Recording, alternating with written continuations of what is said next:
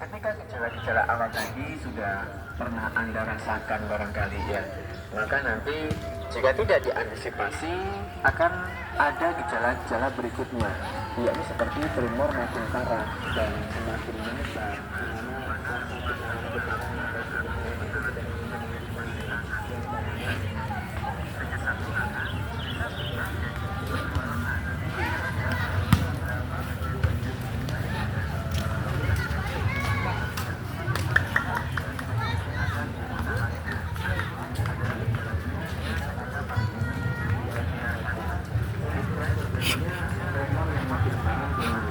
Ini biasanya juga akan berdampak pada otot terasa kaku dan tidak fleksibel.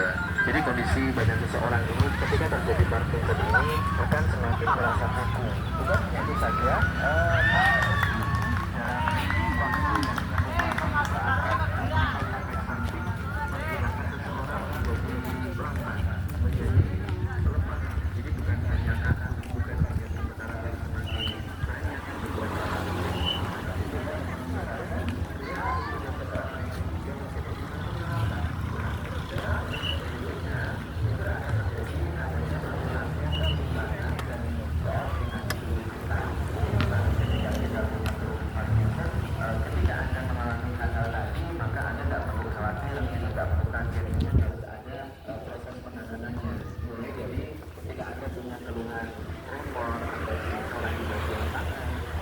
lama-lama juga akan mengalami kemenaran di beberapa bagian-bagian tubuh lainnya, semakin parah, semakin kaku, dan semakin tidak bisa dikondisikan.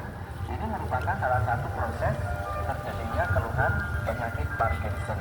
Nah, ketika Parkinson ini sudah terjadi lama, maka dampak lain juga ada, seperti adanya sulit tidur atau insomnia, terus juga sampai kehilangan atau berkurangnya indera penciuman, terus juga sampai masalah daya ingat. Nah, ini adalah dalam psikologis yang misalnya depresi, ini sering dialami tulang terbuka yang punya keluhan Parkinson. Jadi ketika kita punya keluarga yang mengalami Parkinson, kita juga harus tahu bagaimana cara merawat ataupun bagaimana cara kita memberikan semangat agar proses penyembuhan dan terapinya berjalan dengan bagus. Nah, kenapa sampai terjadi Parkinson?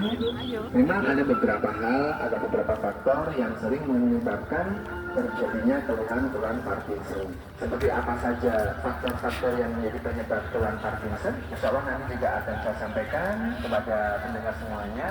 Namun sebelum saya sampaikan semua itu, sebelumnya ada beberapa pariwara yang mau lewat.